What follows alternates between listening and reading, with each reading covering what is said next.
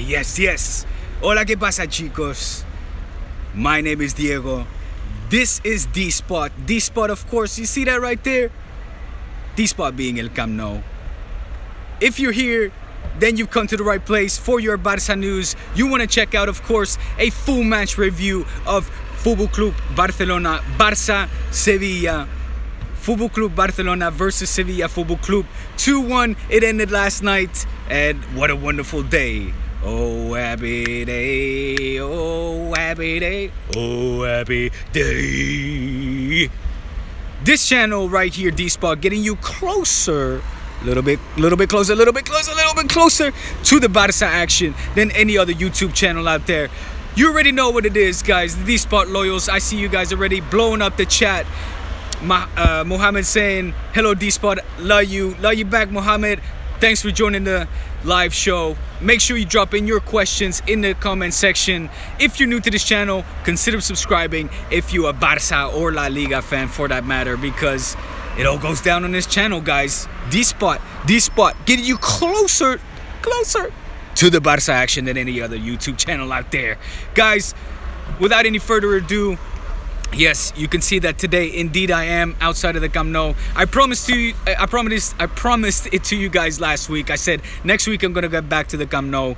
Last night, however, it rained cats and dogs. Okay, gatos y perros doesn't translate, but I'm gonna use it anyway.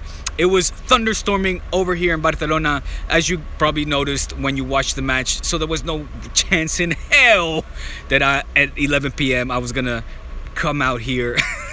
I'd rather wait till the morning when it's nice and sunny and hot as hell. By the way, it's very warm today, so here I am giving you guys a little bit of the sights and sounds of Barcelona and El Camp Nou. And with that, I'm gonna get right to the action, guys. Another 3 points, as Moares is saying. What's up, my man Diego? What's going on, Moares? I'm gonna get to you guys' questions real fucking quick, baby. But before that, let's talk about Barça Sevilla. 2-1, as I mentioned, and finished on the night. And to get basically start with all the surprises that Valverde had in store, Paquito Alcacer, nobody else but the lonely Barça striker, was in the starting 11, and it was a good day for him and for all the culés. Right off the bat, we saw that Barça was hungry, guys. We saw that Barça, I personally, we criticize this team a lot for at least the style of play. We cannot argue with the results. But last night, those first 30-35 minutes, I was loving what I was seeing. I saw a Barça that was,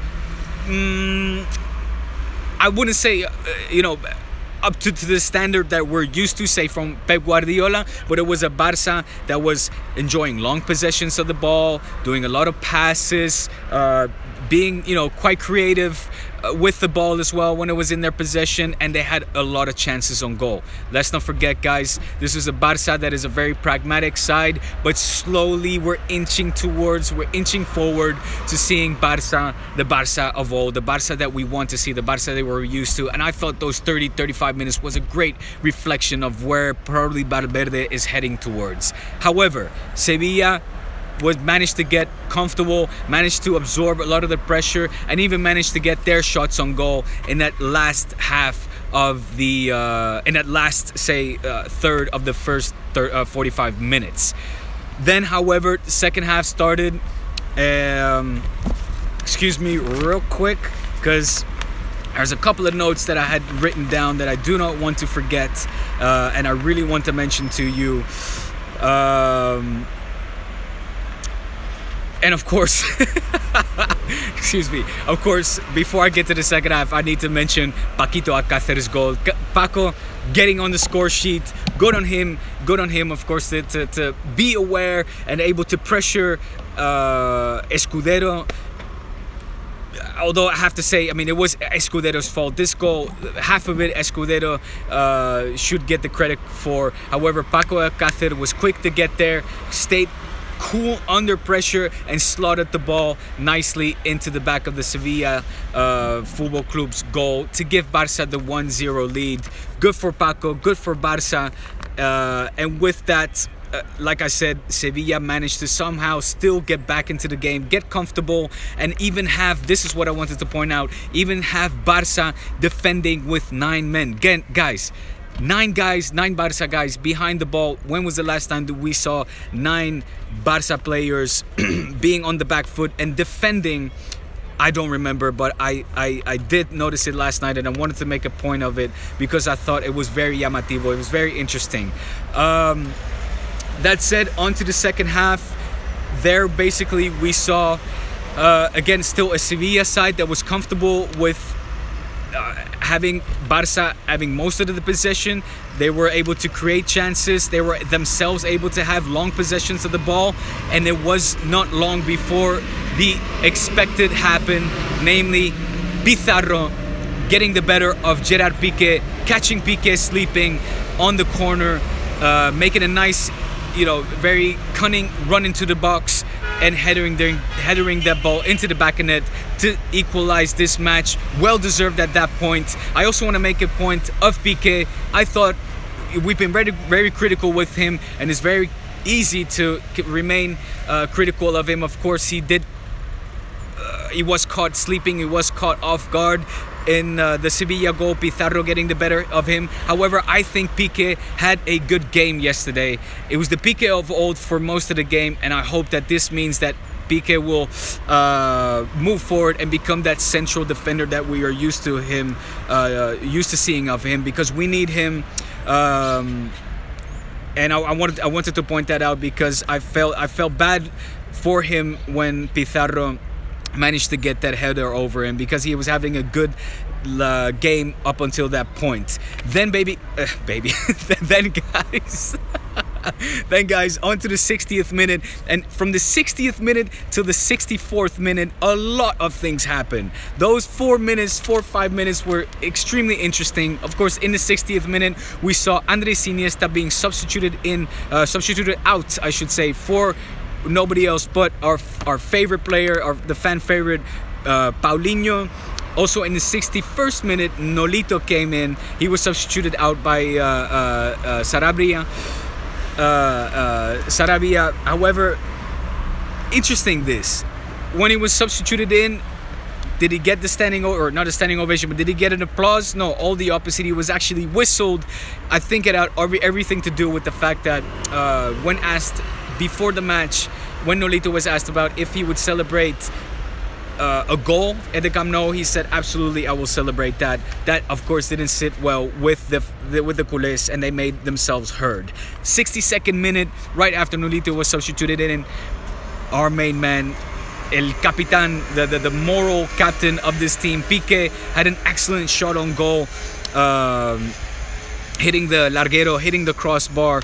At that point, however, interesting to note, it was 6-2 on goal in terms of occasions for Barça. So Barça clearly managing, not giving up and managing to get plenty shots on goal.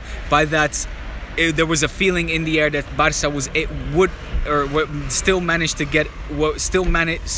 going to manage to get away with a win on the night, and so it was. In the 64th minute, Rakitic on the right side managed to get a nice cross in. I can't reiterate the word nice enough times because it was an extremely nice cross.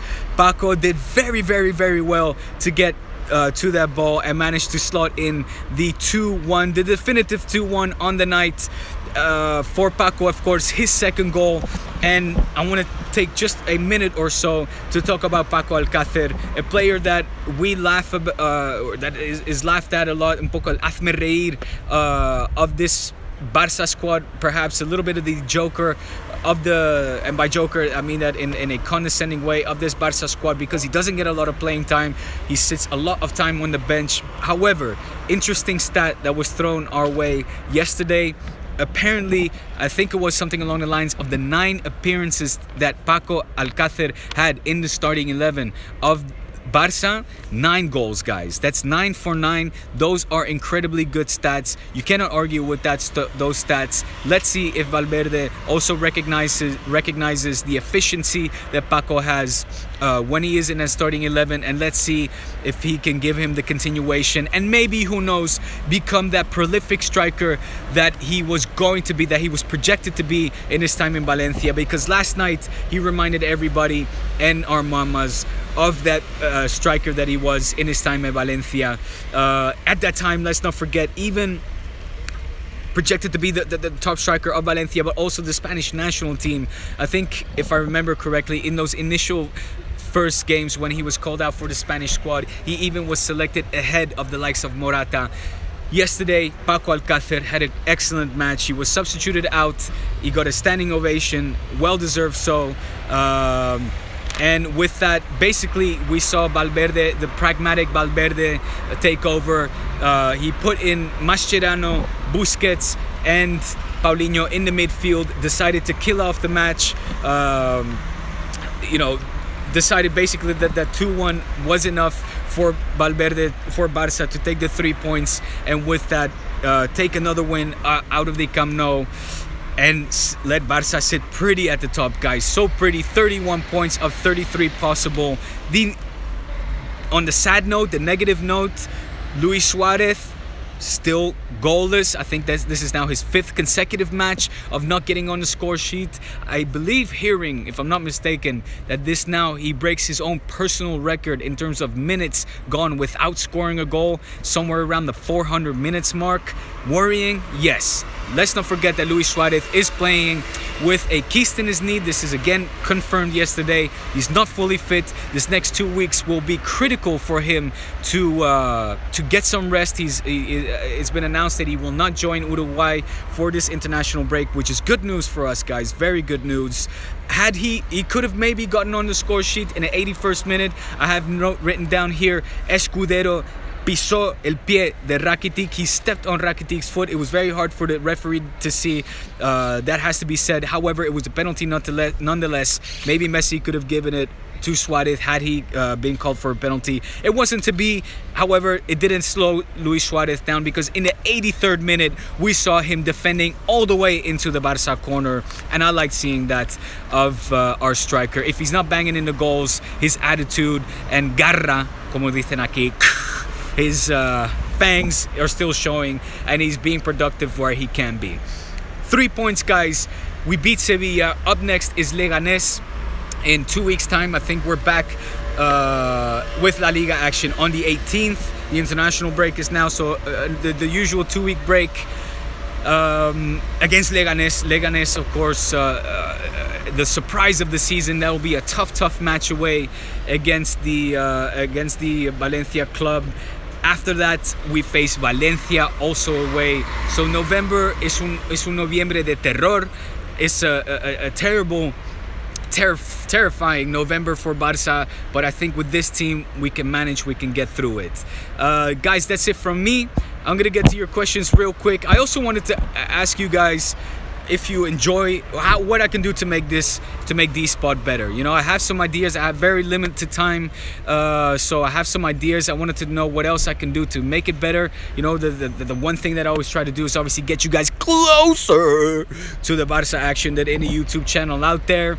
And I like to interact. That's why I always get to your questions. However, I see I'm already on 14 minutes, and I really want to keep this segment as concise as possible. So I might not get to all your questions. In fact, I probably won't. But please, you know, once this video is uploaded, submit your questions, resubmit your questions. I always get to them, and share this video with all the buddies, because I want to make this channel grow, guys, and it's only with your help that it'll happen.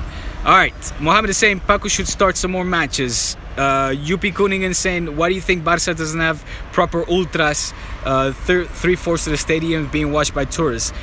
Very easy question. The ultras were kicked out, banned from the stadium when Laporta took over. I support him in that. The ultras, although they get the ambience, the environment, the atmosphere pumping, they had no place in the stadium with their, you know, right-wing rhetoric and whatnot. So I applaud Laporta for kicking the ultras out. But we do have una grada de animación, a section of fans that is dedicated to singing. So it's getting better. Yesterday, however, it was thunderstorming, and Spanish people don't go out unless it's sunny.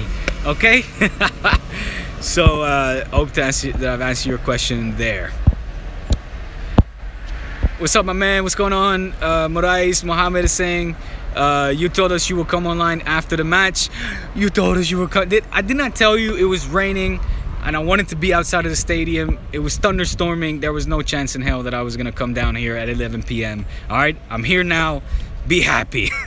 Harry Potter saying, hey man, finally got you on time. What's going on, Harry Potter? Johnny Carlos saying, Rakitic was good. I can't believe it. He did have a good match. Mark Pilkington, good to see you as well. Very good to see you. Barça boys saying, what's going on? What's up, Barça boys?